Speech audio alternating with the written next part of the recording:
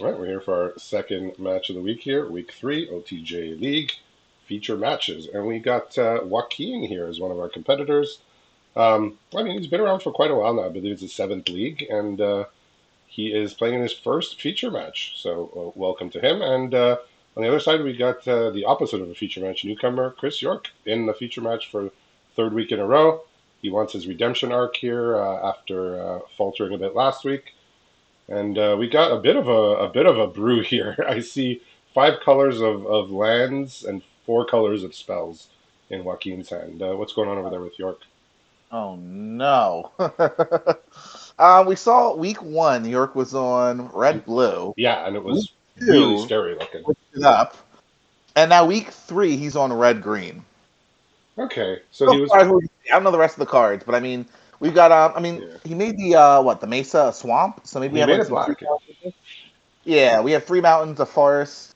You just saw the Burrow Fiend enter the battlefield, and there's a commando and a explosive derailment in hand, Burrow Fiend is getting shot. as it should be. So I'm not sure what his base colors are yet here, but we got a Magda, we got Hell to Pay, which is another rare, a Giant Beaver, a Former Posse, and a Forest. So we got all colors of mana accounted for. We got 4 colors of spells accounted for. We don't see any blue spells yet. Oh yes, okay. He's drawn a Tameo Safekeeping. I have a little story about this because I Ah, played him. It was very late in the game. I tapped 9 mana. I put my Pest Infestation on the stack, targeting only Joaquin's Sword of Wealth and Power, which is a card in his deck. And he Tameo Safekeeping the sword, made it hexproof, and then my Pest Infestation fizzled. So I spent 9 mana and put the Pest Infestation in my graveyard, and no 1/1s were made. sounds quite brutal, to be honest. It was game. It was game losing for me. I can tell you that much. So yeah, I don't remember too much else about his deck. It did appear to be like a brew of some kind, as we're seeing here. Probably just playing as many of his best rares and gold cards as he can get his hands on. So Discerning Peddler here, I think he's going to drop Forma Posse. Forma Posse is like an extremely late game card. I mean, making 3 or 4 is pretty good, right? Pump up this 2/2 to swing past the commando, or pump the I beaver mean, he's to past the extremely far commando. from that. All right, and he's Well, drawn a Savage Smash here from that trigger. that's going to be pretty good next turn, seeing as York's working with just lands in hand Really? and land drawn for turn. So there's We got two four mountains, a lands. forest, and a blooming marsh. Oi. Conduit Pylons reveals a grizzly on top of the deck. Okay. I don't think he wants it at this stage in the game, I but think given the hand, it's got to I stay. think you just have to keep anything that's not a land that can Yes. affect the board in some way. But Joaquin does have 2 removals here. He has a Savage Smash, which can actually get through this Free Strider commander. I don't know if he wants to do that into 5 open mana. Let's see if he's fearless or not. All right, because you know what? I don't care. I don't care about all the things that could blow me out. I'm Well, unlike our going last competitor, I don't believe York is playing in full control. So Joaquin probably definitely just not. felt that there was nothing. Yeah, well, it worked, and now the game is going to be more or less over here. Yeah, so Joaquin, he is playing in his first feature match, but he did make a top 8 in LCI League, and he was the feature drafter there. So we did cover his draft. I believe it was me and Mitch doing the draft, and he went 2-1, and I believed at the time, I did mention he drafted his seat well, so so he has been under the spotlight before, just not for the weekly feature matches, but. I don't know what all York can do here. Yeah, just too many lands, and Joaquin didn't do anything crazy, right? Played a couple creatures, played a couple removals. Just I play some mean, pure magic. I will say in most cases I'm not savage smashing into 5 open mana, but I guess he said, look, either he has it or he doesn't. I'll see. I I'll mean, see if what you comes feel of they it. don't have anything, though, you launch it, right? Yeah. So as I suspected, Joaquin's just playing as many of his best cards as he can. Some of the rares and mythics I'm spotting just from looking through his deck here: the Hell to Pay, Pest Infestation, Sword of Wealth and Power, Assimilation Aegis. That's the the Azorius Mythic, Magda, Nexus of Becoming, Hellspur Posse Boss. So he just said, I'm just gonna play all my lands. He has a bunch of different lands, and it's a Jund base with a couple blue and white cards. But around these parts, we'll just call it 5 color, which is but it's looking good so far. Well, York Simile is a Yeah. Jund kind of caster. He's Okay. got the black apparently was for Rakdos, the Get Rug monster, and I believe a few other doodads here and there. There's Yadaro, 3 Cactarantulas on the top end, and then just an assortment of just good cards littered around and some stinkers. So Rakdos, the card that costs black, black, red. Oh yes. Okay. So he's playing a 3 color deck. I mean, nothing wrong with that as long as you can cast Yeah, your spells. for the most part, it's 2 colors with a splash, which I think makes the most sense. So it's base green, red. You're saying, Yep, base green, red, splash, and black. but yeah, that's where my definition of splash differs a bit. I Black, mean, black is not a splash to me, but I mean, the it's idea is still a the good card card. It's itself, such a though, good right? card. You have to try and make it work a lot of the time. Yeah, the idea is like the amount of cards you're playing that are an off color. There is like I think the rule of thumb for 17 lands tracking is I want to say 4 or more is not a splash anymore. You're actually Okay. running that card. But if it's Yeah, less, if it's 3 or less, then it's typically a splash. Normally you I don't put can. double pips on a splash, but sometimes you want to get that power in there. I'm not usually on board with anything having to do with that website, but if they define a splash as 3 cards, and then anything higher, you're just in that color. I'll agree. I'll agree to that. I'm in. I think it makes like a perfectly good benchmark for me because it Yeah. messes your mana up, right? Like Oh yeah. at a certain point, instead of playing just a few pips, you need a few more pips of mana to make sure that those cards are actually castable when you need them. Yep. But I mean, look, Joaquin's making it work. Like I said, base Jund with some splashy splashes in other colors here, and he's been making it work. So and he made it work there. And unfortunately, kind of like we saw with Dirk, if you draw 2 creatures the whole game, it doesn't work. I think York drew what 3 creatures? Yes. Burrow Fiend, Commando, and the 4-2 that all died. Yeah. Granted, this hand kind of is like in the similar vein. So he's Uh got oh. the red and green on the field with the mountain in hand, playing the Burrow Fiend, but he's got to Okay. reanimate Nahiri Ilharg from War of the Spark and a Ooh. Tornado. What's The Mr. raise boar. Diabolic Machine working with? The raise boar. Yeah. Oh dear God. He's got a forest. He's got a patient naturalist, bee spawn outcaster, raucous entertainer, a housebird posse boss, and then that form of posse. Form of posse just seems a bit out of place. Um, this card's just not very efficient for what it does for what it is, Yeah, we could. especially on a splash. But all right, I mean, we patient naturalist could gonna see come York back. just run away with this game if he can just get some black mana the next turn or two, reanimate the Get Rug monster, Oh, there's and another just rare that got milled there, the gelatinous cube. the keep is a really good card. It's decent. Ooh, Kill interesting that something he's free. gonna try and attack here. Okay, he says, I'll take infinite damage next turn because that's Well, what infinite so in means, this right? case, it makes sense though, right? From the information he has on the board. I mean, the Burrow Fiend would just crew the Fortune. He's not blocking the Burrow Fiend, right? Yeah, I mean it's a lot of damage to take here potentially. Yeah. Like, what would Okay, make the most sense is Chris just swings both creatures. interesting Nahiri here. I I would think that it would be better for Chris to have played a creature if that was possible to then do even more damage with this Burrow Fiend, but With the hand, not possible. There's just reanimate yeah. Ilharg and Tornado. So I mean Nahiri is an okay card, but I don't think Joaquin's too concerned about that. I think he's does have to concern himself with the creatures here. He does not have any removal like he did last game. So the best he could do is play blockers and hope that works out. But the Nahiri gives your creatures first strike when they're attacking. It's gonna be a little rough. So Have to bunker up. yeah, I'm not sure what his best line is here. I mean, he can play Hellspur Posse Boss. It's 3 bodies, but the first strike is still gonna demolish any multiple creature blocks that he would try and assemble. But I mean, it still is the best course of action here with what he has in his hand to put 3 creatures into play. He says, you know what? I want to kill this planeswalker. I don't want to deal with first strike. Which is fair. I mean, it just makes blocking a nightmare. For all you degenerates out there that are gambling tonight, you do have an odds of I can't really do the odds math in my head, But Chris is not favored this match. So if you bet on Chris, you have potential earnings of $220 on top of your 100. If you bet Okay, on Joaquin, that the majority bet on, you would be winning $50 if Joaquin wins tonight. So that's not even safe enough to to make up say, for losing the first round. I mean, I'm probably in that camp also where I bet on Joaquin just because of what Chris did last week.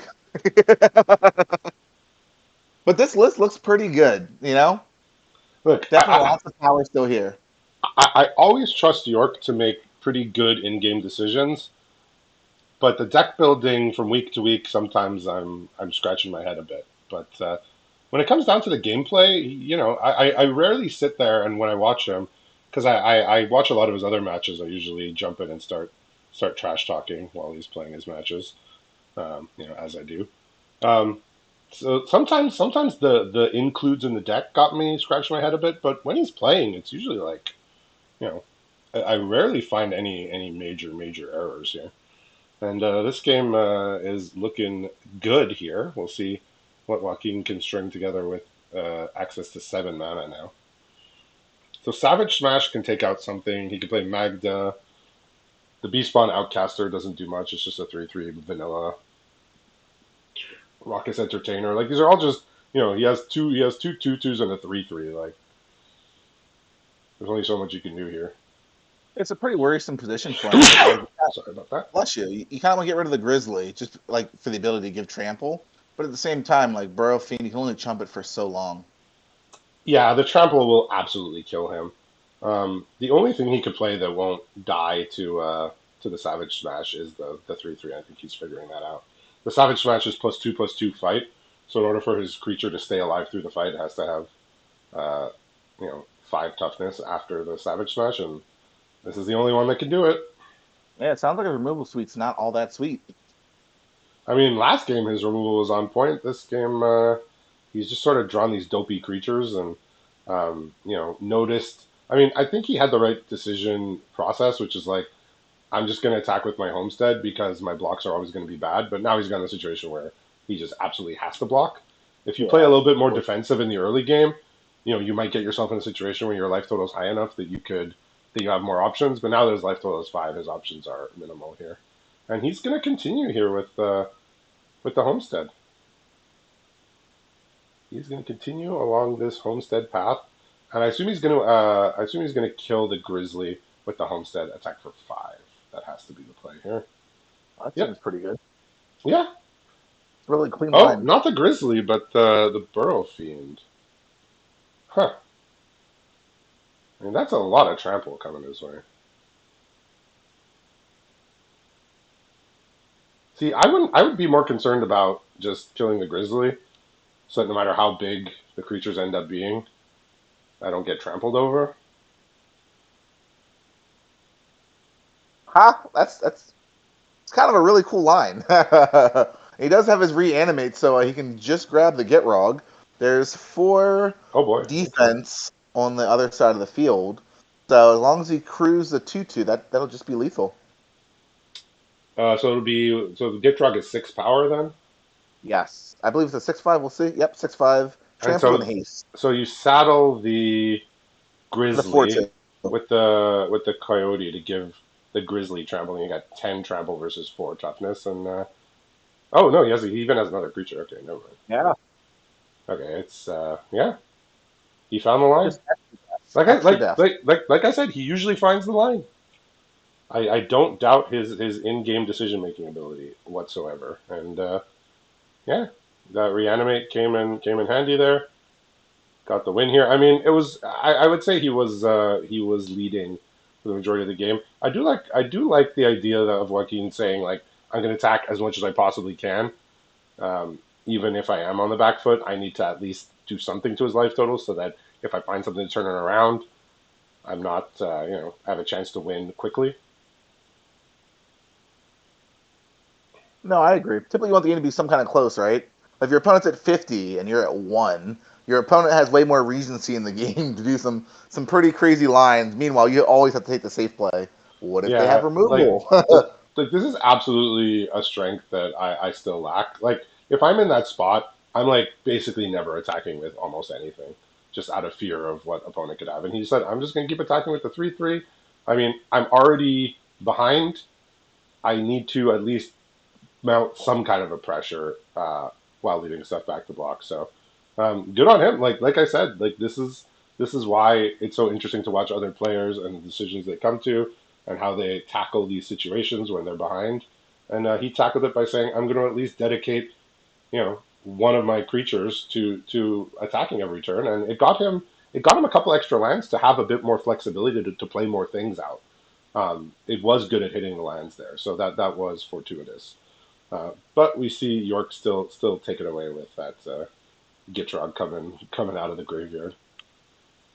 Let's see here. You're just making some tiny changes to the deck, putting in a prickly pear. Funnily enough, he has 4 Grizzlies, so Okay, a lot so of trampled in. Joaquin had sided out his hell to pay. He sided it back in, and he took out the plundering barbarian, which is a 2/2 that can make a treasure or kill an artifact when it comes in. He said didn't look like a very artifacty deck over there, so I don't I mean, I I would wouldn't assume say. against Chris having more access to kill spells is probably better. Seeing as both games, he didn't really like. Chris didn't like do some of the things that some other decks can do, where they play I don't know, a kill spell, play 2 Rictus Robbers, get 4 power on board. Now all of a sudden your 1-for-1 removal doesn't seem as great. But People are against green doing that. red, People are doing that. Tell me who, so I could stay far away. it might be your boy. Okay, well, we don't play anyway because But there's just all kinds of crazy lines you can do, right? Like I don't know, the Outlaw Stitcher that can make a big body, so you can Yep. chain on some 2s and 3s and then play that on the top end. I'll be honest. I don't see a lot of islands in my league games. I I'm see a, right there with you, unless I it's see like a lot five of colors. forests. I see a lot of plains. I see a okay amount of swamps. I see not that many mountains, and I see almost no islands. So normally when someone plays islands, it means typically one and one thing only. Bonnie Well, Paul. two. Bonnie Paul, they're playing the ultimatum. Well, I mean, I saw somebody the other day playing Bonnie Paul in their Rakdos deck. So, I mean, apparently you don't need too many islands to get that card in. No. Can I just say What's York Chris's working with hand over is there? absolutely oh my gosh, this hand is insane. I don't know how Okay, Joaquin wins. I wish I bet on Chris. go on. So number one, Chris has all colors, just naturally. Natural That's mountain, natural plain or natural forest, natural swamp. that's how you draw it up. He has Burrow Fiend. He has Every Dance. game, every game, he's got Burrow Fiend on turn two. Yeah, I believe he has 2 of them, but he has Dance of Okay, the Tumbleweeds, the Stable Master for ramp, the Explosive Derailment. Then on the top end, he has Ilharg, and oh then if boy. that wasn't bad enough, he has Yadaro, the Wandering Monster. Oh, well, that's a 7 drop, but that's a fun one. Yeah, we saw that one last week in hand. Ilharg can cheat it out though, can it? Once it attacks. Sure can. It puts Yeah. a creature from your hand, tapped and attacking, and then that creature bounces back to your hand. What's Joaquin Joaquin, got? so he's got one castable spell currently in his hand, which is Power Word Kill, which kills anything that's not I think, demon, angel, or dragon, I believe. It's from the AFR set. He has a red dragon, which is also from the AFR, but very far away from casting that without another land. He's got Cactarantula and Hellspur Posse Boss, so all uncastable. Hellspur costs 4, Cactarantula costs 6. He did draw a Shoot the Sheriff, so there's at least that. Yeah, there's And something he will smart. actually be able to kill both the creatures now with this sword trigger. He's just It'll make set you he's up just for that. making sure neither are outlaws. But I mean, you said Yorkshire was busted, but this is for the fact that he can't cast any of his creatures in hand, Joaquin is hanging in there. But I mean that sword can do some pretty silly things.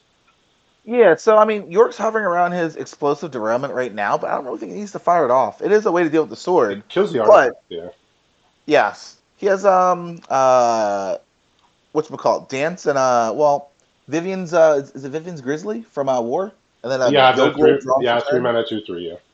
Yeah, Yeah, I guess he's gonna say, you know what, let's just get rid of the sword now. Like it's just yeah, a one yeah. three. It's you pay 3 and a green. You look at the top card of your library. If it's a creature, you draw it. If not, it goes to the bottom. Yeah. I am very well versed with War of the Spark card. So still no land for Joaquin here. So I guess they're both looking for lands. It seems. Well, York doesn't really need to look for the land though, so he does Oh, he have has Dance the to put him dance. on 4. and then he has Guild Globe, kind of just to like dig a little deeper, but he still has plays to make. So it turns out this grizzly is not an angel, demon, devil, or dragon, and Oh, it's therefore not. it can die.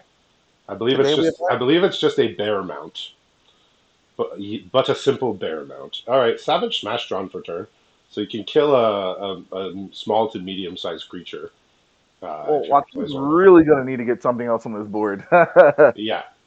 Well, all these plays are fine, but with zero backup, this 1/3 just isn't going to get it done.